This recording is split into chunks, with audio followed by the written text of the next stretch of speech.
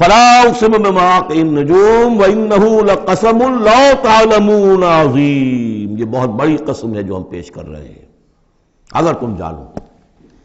ایک وقت آ جائے گا کہ جان لو گے۔ انہ لقرآن کریم، یہ قرآن ہے بہت باعزت۔ تم نے کتنی قدر کی ہے اس قرآن کی، سوچو کیا قدر و قیمت اس کی سمجھیے۔ اس پہ ایک زندگی نہیں، اللہ ہزاروں زندگیاں دے اور وہ زندگیاں انسان لگا دے اس قرآن پر، تب بھی اس کی قیمت ادا نہیں ہوگی۔ انہ لقرآن کریم، اور یہ جو اصل قرآن ہے کہاں ہے؟ فی کتاب مکنون، یہ تو چھپی ہوئی کتاب ہے، ہم پڑھ چکے ہیں۔ انہ فی ام الکتاب لدینا لعلی حکیم، یہ تو ام الکتاب کے اندر ہے جو ہمارے پاس ہے، وہ ام الکتاب جس کے بارے میں پھر سورہ بروج میں آپ دیکھیں گے، بل ہوا قرآن مجید فی لوح محفوظ، وہ لوح محفوظ میں ہے۔ یہاں فرمایا فی کتاب مکنون لا یمسہ الا المطہرون، اسے چھوتے ہی نہیں، چھو ہی نہیں سکتے مگر بہت پاک، بالکل پاک مخلوق ہے، فرشتے۔ کلا انہا تذکرہ فی صحف مکرمۃ مرفوعۃ مطہرۃ بایدی سفرۃ کرام بررہ، یہ تو ان فرشتوں کے ہاتھوں میں ہے، وہ فرشتے اسے چھوتے ہیں اس کتاب کو، کہ جو کرام بررہ فی صحف مکرمۃ، بڑے ہی باعزت صحیفوں میں ہے وہ، فی صحف مکرمۃ مرفوعۃ مطہرۃ ایدی سفرۃ، ان لکھنے والوں کے ہاتھ میں ہے وہ، کرام بررہ، جو کرام ہے بڑے باعزت ان فرشتوں کا۔ تو لا یمسہ الا المطہرون۔ ویسے اس آیت سے ایک حکم نکالا فقہا نے کہ قرآن کو چھوا نہ جائے ناپاکی کی حالت میں، اگر ناپاکی بڑی ہے، جنابت ہے، پھر تو چھونا کیا، پڑھنے کی بھی اجازت نہیں، زبان سے اپنے حافظے سے بھی پڑھنے کی اجازت نہیں۔ لیکن اگر چھوٹی نجاست ہے تو آپ زبانی پڑھ سکتے ہیں، یعنی جس میں وضو کی حاجت ہوتی ہے، لیکن چھونے کے لیے وضو ضروری ہے۔ لیکن یہ اصل میں اس آیت کا جو سمجھے ایک ضمنی مضمون ہے، فقہا نے یہ نکال لیا مسئلہ، لیکن اس کا ایک اور مفہوم جو ہے بہت اہم ہے۔ قرآن کو تم چھو بھی رہے ہو، اب فرض کیجئے کوئی ناپاک آدمی بھی آئے گا، چھو لے گا، کون روک سکتا ہے اسے؟ چھوئے گا، غیر مسلم پڑھتے ہی ہیں، چھوتے ہیں۔ اور یہ کہ تم پڑھتے بھی ہو، لیکن اس قرآن کا جو ایک اصل نیوکلیس ہے، اس کا جو اصل لب لباب ہے، اس تک تمہاری رسائی نہیں ہوگی جب تک کہ تمہارا اندر پاک نہ ہو چکا ہو۔ یہ باطن کی پاکی قرآن کے اصل علم اور فہم اور اس کی اصل ہدایت کو حاصل کرنے کے لیے شرط لازم۔ اس کا مرکز جو ہے تیرے وجود کے مرکز سے دور رہتا ہے۔ فرشتہ اگرچہ جان نکالتا ہے لیکن تیرے وجود کے مرکز سے دور رہتا ہے۔ قرآن کا بھی ایک وجود کا مرکز ہے، اسی لیے کہا ہے، سورہ حدید میں پڑھیں گے ہم، هو الاول والآخر والظاہر والباطن، اس کا ایک ظاہر ہے، الفاظ ہیں، اس کی آپ نے نحوی اور صرف کی بحث کر لی، مطلب یہ ہے، روایات پڑھ لی، اس کی ایک روح باطنی ہے، اس تک رسائی نہیں ہو سکتی۔ الا المطہرون، اس کو چھو بھی نہیں سکتے وہ لوگ مگر وہ لوگ کہ جو پاک ہو چکے۔ اسی لیے نوٹ کیجئے، چونکہ وہ مضمون اب آ چکا ہے، ایک مرتبہ اور آگے آئے گا سورہ جمعہ میں، 3 مرتبہ آ چکا ہے۔ حضرت ابراہیم اور حضرت اسماعیل نے جب دعا کی تھی، ربنا وبعث رسولا منہم یتلو علیہم آیاتک ویعلمہم الکتاب والحکمت ویزکیہم، تعلیم کتاب و حکمت کو پہلے رکھا تھا، تزکیہ کو آخر میں رکھا تھا۔ لیکن اللہ تعالیٰ کی طرف سے 2 مرتبہ ہم پڑھ چکے ہیں، ترتیب اللہ نے بدل دی۔ کما ارسلنا فیکم رسولا منکم یتلو علیکم آیاتنا ویزکیکم ویعلمکم الکتاب والحکمہ، تزکیہ پہلے، تعلیم کتاب و حکمت بعد میں۔ پھر سورہ آل عمران میں آیا، لقد من اللہ علی المؤمنین اذ بعث فیہم رسولا من انفسہم یتلو علیہم آیاتہ ویزکیہم ویعلمہم الکتاب والحکمہ۔ تیسری مرتبہ پھر یہ آیت آئے گی سورہ جمعہ میں، هو الذی بعث فی الامیین رسولا منہم یتلو علیہم آیاتہ ویزکیہم ویعلمہم الکتاب والحکمہ۔ پہلے پاک کرو اندر سے، پھر اس کتاب کو سمجھو گے، ورنہ ہو سکتا ہے تفسیر لکھ دو لیکن تمہارا باطن اس سے جگمگائے گا نہیں، تمہاری اپنے اندر اس کا نور نہیں آئے گا۔ تفسیر لکھ دو، ہیں لکھنے والے، وہ تو غیر مسلموں نے ایسی ایسی تفسیریں لکھ دی، اس کے جو ہے ترجمے کیے ہیں پورے پورے قرآن کے، اور بڑے بڑے اچھے عربی انہوں نے بڑی یوں سمجھیے کہ اس پر پوری طرح مہارت اور اس کا کنٹرول حاصل کر کے پھر کیے، ایسے نہیں کیے۔ لیکن یہ کہ قرآن کی روح، اس کے لیے تزکیہ باطن ضروری ہے، پہلے تزکیہ۔ اسی لیے وہ آیتیں بھی ذہن میں لے آئیے سورہ یونس کی، یا ایھا الناس قد جاءتکم موعظۃ من ربکم وشفاء لما فی الصدور وہدی ورحمۃ للمؤمنین۔ پہلے یہ سینے کے اندر جو روگ ہیں، تکبر ہے، حب مال ہے، حب جاہ ہے، شہرت کی طلب ہے، اختیار اور اقتدار کی طلب ہے، یہ اگر اندر ہے، یہ خباثتیں بھری ہوئی ہیں، تو اس قرآن کا جو اصل فہم ہے وہ تم پر کبھی منکشف نہیں ہوگا۔ ڈکشنریوں سے دیکھ لو، پڑھ لو، اندر پاک کرو۔ فرمایا فلا اقسم بمواقع النجوم وانه لقسم لو تعلمون عظیم انه لقرآن کریم فی کتاب مکنون لا یمسہ الا المطہرون تنزیل من رب العالمین۔ اس کا اتارا جانا ہے رب العالمین کی جانب سے، اور اس کے بعد ہے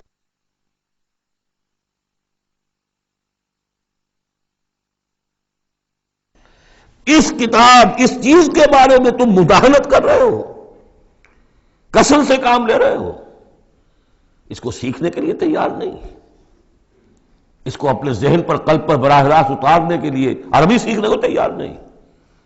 یہ تمہارا مداہنت کا معاملہ، سستی کا معاملہ، کسل کا معاملہ، اس قرآن کے بارے میں، اتنی عظیم نعمت کے بارے میں۔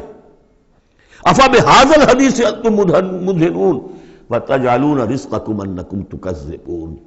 تم نے اپنا نصیب یہ ٹھہرا لیا ہے کہ تم اس کو جھٹلا رہے ہو۔ جھٹلانا ایک تو تھا مشرکین عرب کا جو کہتے تھے یہ قرآن نہیں ہے، یہ اللہ کی کتاب نہیں ہے، یہ محمد نے خود لکھ لی۔ ایک جھٹلانا وہ ہے جو عمل سے ہم جھٹلا رہے ہیں، جس کی مثال سورہ جمعہ میں آئے گی، مثل الذین حملوا التوراۃ ثم لم يحملوها كمثل الحمار يحمل اسفارا۔ مثال ان کی کہ جو حامل تورات بنائے گئے تھے، پھر انہوں نے اس کی ذمہ داریوں کو ادا نہ کیا، ان گدھوں کی سی ہے جن پر کتابوں کا بوجھ لدا ہو۔ جو اللہ کی کتاب کا حق ادا نہیں کرتے، پھر ان کی مثال ان گدھوں کی ہے۔ آپ مکالمات فلاطوں کی جلدیں اور انسائکلوپیڈیا برٹانیکا جو ہے پورا کا پورا لا کر کسی گدھے کے اوپر لاد دیجئے تو اس سے اسے کوئی فائدہ ہوگا؟ یحمل اسفارا کمثل الحمار یحمل اسفارا بئس مثل القوم الذین کذبوا بآیات اللہ۔ بری ہے مثال اس قوم کی جس نے اللہ کی آیات کو جھٹلایا ہے۔ حالانکہ یہودیوں نے تورات کو کہ انکار تو کبھی نہیں کیا، ابھی تک سینے سے لگائے ہوئے ہیں جیسی بھی کچھ ہے ان کے پاس۔ تو عملی تکذیب یہ ہے، ما آمن بالقرآن من استحل محارمہ، جس نے قرآن کی حرام کردہ کسی شے کو اپنے لیے حلال ٹھہرا لیا، اس کا قرآن پر کوئی ایمان نہیں۔ یہ تکذیب ہے حال سے، عمل سے، وہ تکذیب ہے قول سے۔ ہم قول سے تکذیب نہیں کر رہے، ہم کہتے ہیں اللہ کی کتاب ہے یہ۔ ہمارا عمل دیکھیں، کیا اس قرآن کو تم نے پڑھا، سمجھا، اس کے لیے زندگی کا کوئی وقت معمولی کیریئرز کے لیے 20 25 سال کی تعلیمیں ہیں جو آج کل انسان حاصل کر رہے ہیں۔ یہاں سے MBBS کیا ہے، پھر کوئی FSMG کا امتحان دیا ہے، پھر امریکہ میں گئے، پھر امتحان دیا ہے، پھر وہاں، اور پھر وہاں پر ریزیڈنسی ہو رہی ہے، پھر معلوم اس کے بعد ہے، پھر وہاں سے جو ہے ڈپلومیٹ بننے کے لیے، اور جو وہاں پہ بنے ہوئے بورڈز، ان سے آدمی کی عمر ہو جاتی 35 برس 40 برس لگے ہوئے۔ اس لیے اس دنیا میں اچھی ذرا معاش اچھی ہو جائے گی، پیسے اچھے ہوں گے، اپنا سٹینڈرڈ آف لیونگ اونچا ہو جائے، اور کیا ہوگا؟ تو تم نے اس کتاب کے ساتھ تمہارا سلوک کیا ہے؟ یہ تکذیب حالی ہے۔ وَتَجْعَلُونَ رِزْقَكُمْ أَنَّكُمْ تُكَذِّبُونَ۔ وہاں مثبت انداز آیا تھا، الرحمن علم القرآن خلق الانسان علمہ البیان۔ اس میں مضمر کیا بات تھی؟ اپنی ساری صلاحیت، ذہانت ہے تو صرف کرو اسے سمجھنے پر، اور اگر اللہ تعالیٰ نے کوئی طلاقت لسانی دی ہے تو صرف کرو اسے بیان کرنے پر۔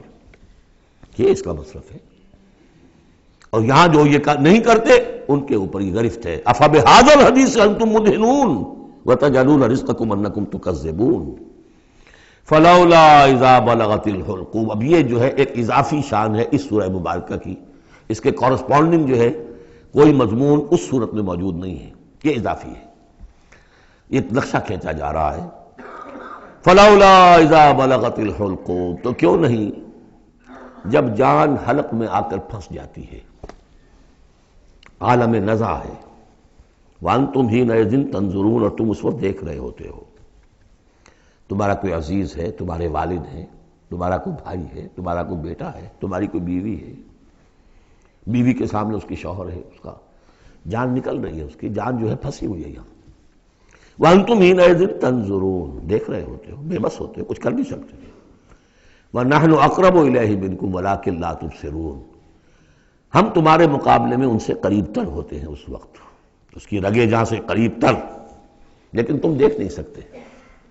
فلولا ان کنتم غیر مدینین، تو اگر تم کسی کے اختیار میں نہیں ہو، کسی کی رعیت نہیں ہو، کسی کے قابو میں نہیں ہو، تو لولا ترجعونہا، یہ لولا ملے گا یہاں پر آ کر. فلولا ان کنتم غیر مدینین، فَإِن كُنتُمْ غَيْرَ مَدِينِينَ لَوْلَا تَرْجِعُونَهَا إِن كُنتُمْ صَادِقِينَ، تو کیوں نہیں لوٹا لیتے اس جان کو اگر تم سچے ہو. معلوم ہوتا ہے یہ جان تمہارے اختیار میں تو نہیں ہے، کوئی واپس لوٹا سکتا ہے؟ لا سکتے ہو واپس؟ بڑے سے بڑے رائل فزیشین اور رائل سرجنز کھڑے ہوں گے اور بادشاہ سلامت جا رہے ہیں، روک لو اگر روکنا ہے. کوئی ہے کسی میں دم کہ روک سکے؟ بڑے سے بڑے سرجن بھی ہے، بڑے سے بڑے فزیشین بھی ہے، سب کے سب ڈاکٹرز ہیں، تمہاری نگاہوں کے سامنے ہم لے جاتے ہیں. بس یہ ہے کہ لے جانے والے تمہیں نظر نہیں آ رہے، کوئی آئے ہیں لینے کے لیے. وَنَحْنُ أَقْرَبُ إِلَيْهِ مِنْكُمْ وَلَٰكِن لَا تُبْصِرُونَ، تمہارا وہ پیارا اور لاڈلا جو جا رہا ہے تمہاری نگاہوں کے سامنے، تم تو کھڑے ہو دیکھ رہے ہو، لیکن ہم تمہارے مقابلے میں اس سے قریب تر ہیں، لگے جان سے قریب تر. نحن اقرب الیہ من حبل الورید. فلولا ان کنتم غیر مدینین، اگر تم خود مختار ہو، کسی اور کے قابو میں نہیں ہو، تو تمہیں یہ جان لوٹا لینی چاہیے. پھر ترجعونہا ان کنتم صادقین، ظاہر بات ہے کیا جواب ہوگا اس کا. اب اس کے بعد وہی تین جو گروہ شروع میں آئے تھے ان کا آخری انجام. فَأَمَّا إِن كَانَ مِنَ الْمُقَرَّبِينَ، تو جس کی ہم یہ روح لے کر جا رہے ہیں، اگر تو وہ مقربین میں سے تھا، ہمارا نیک بندہ تھا، سابقون میں سے تھا، آگے بڑھتا تھا، فاستبقوا الخیرات، نیکیوں میں بھلائیوں میں آگے نکلتا تھا، انفاق مال بذل نفس میں اور سب سے آگے نکلتا تھا. فَإِن كَانَ مِنَ الْمُقَرَّبِينَ فَرَوْحٌ وَرَيْحَانٌ وَجَنَّتُ نَعِيمٍ، اس کے لیے تو پھر راحت ہی راحت ہے، خوشبی ہوئی خوشبی ہے، اور جنت نعیم، اور جنت النعیم اور باغ ہے نعمتوں والے. وَأَمَّا إِن كَانَ مِنْ أَصْحَابِ الْيَمِينِ، اور اگر وہ اصحاب الیمین میں تھا، نیک تھا، بھلا تھا، ہمارے دین کے لیے خدمت وہ بھی کر رہا تھا، اگرچہ وہ سابقون الاولون جیسے نہیں، ان سے کمتر درجے میں، لیکن اصحاب الیمین میں سے. فَسَلَامٌ لَكَ مِنْ أَصْحَابِ الْيَمِينِ، مِنْ أَصْحَابِ الْيَمِينِ، تو یمین والے داہنے والوں سے بھی تم پوری طرح دل اپنا مطمئن رکھو، وہ بھی بڑے آرام میں رہیں گے، عیش میں رہیں گے، اللہ تعالیٰ کے نعمتوں میں رہیں گے، جس کا ذکر پہلے تفصیل سے آ چکا ہے.